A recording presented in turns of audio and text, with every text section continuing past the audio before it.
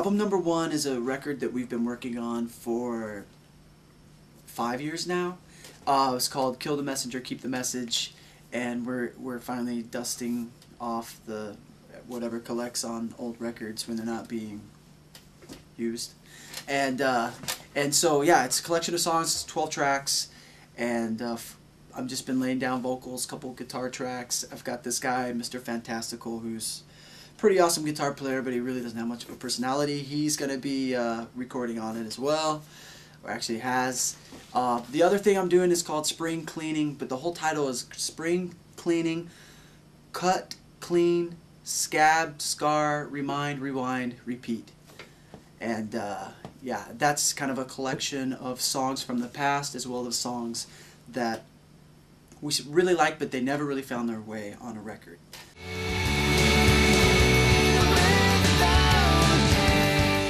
Actually, I'll give you the short version of Before Braille had some issues, to put it politely.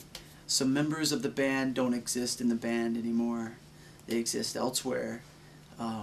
And so I decided, you know what, I'm leaving. I took off to Korea for 6 months, taught English there. Then I had about 4 months in Southeast Asia to travel around, enjoy life. So I came back from that and decided it's time to get back to work. So that's when we dusted off the accumulative everything that was sitting on top of the reels and the tapes, and here I am again. So touring could happen, touring could not happen.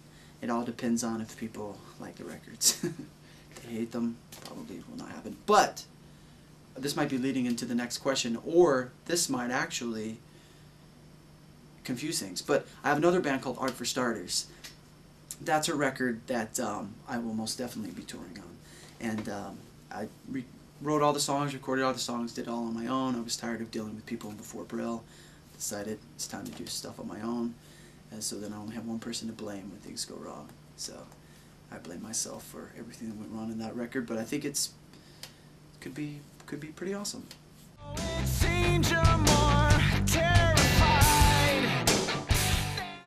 I find that more people are kind of interested in Art for Starters right now because they want to see, I don't know if it's an evolution or if they just want to see if I'm going to fall on my face, or if they just want to see if they like this new thing or whatever. I don't know. I'm kind of that way with bands I like too. So if a band starts another project, I'm probably more interested in that until I realize it actually sucks.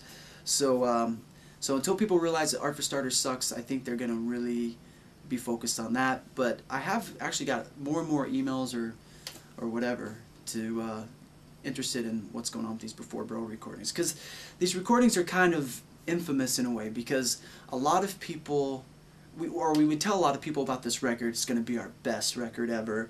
It's a little bit like you take cattle punching on a jackrabbit and the rumor, it somehow just kind of fits right in the middle.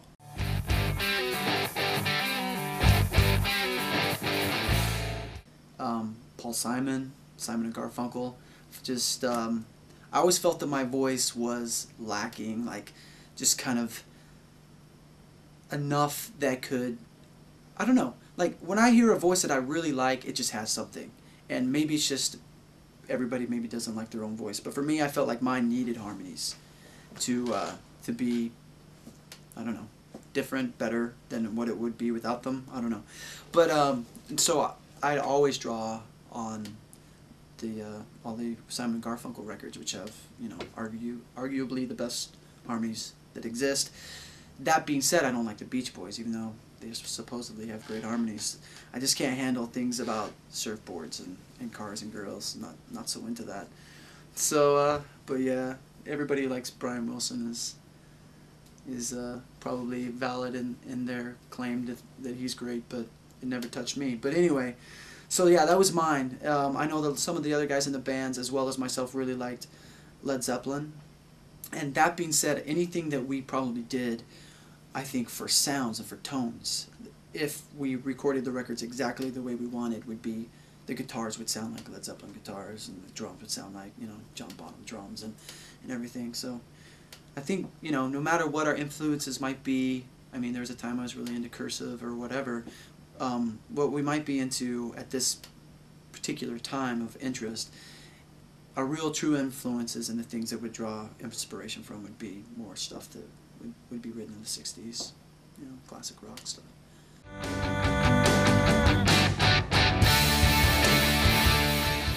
Probably 3 bands.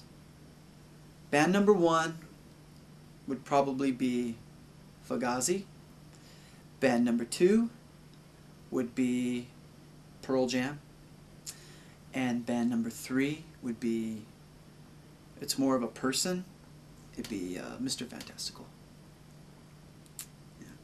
We've played with a number of bands that I've always wanted to play with already, so but bands that I really wanted to play with that I haven't played with. And you know, and I guess but that's the thing too, is I would want to play music in a time where I felt like it was really striking people. I don't know, I feel like, I mean, I like Before Braille, you know, I like the music.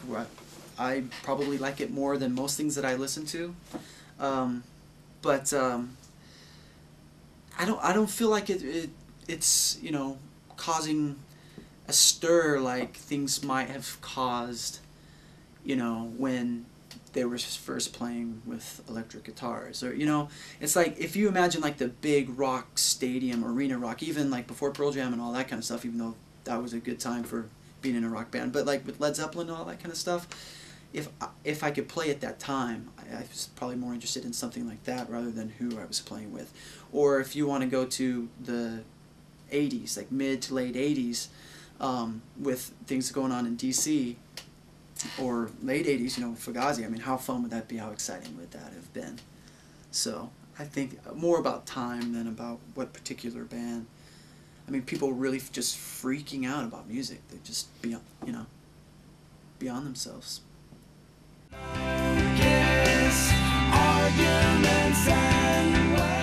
Two albums, Kill the Messenger, Keep the Message, which, if I have the guts to do it, or more if I have the willingness to have people hate me to do it, will have a really cool message inside.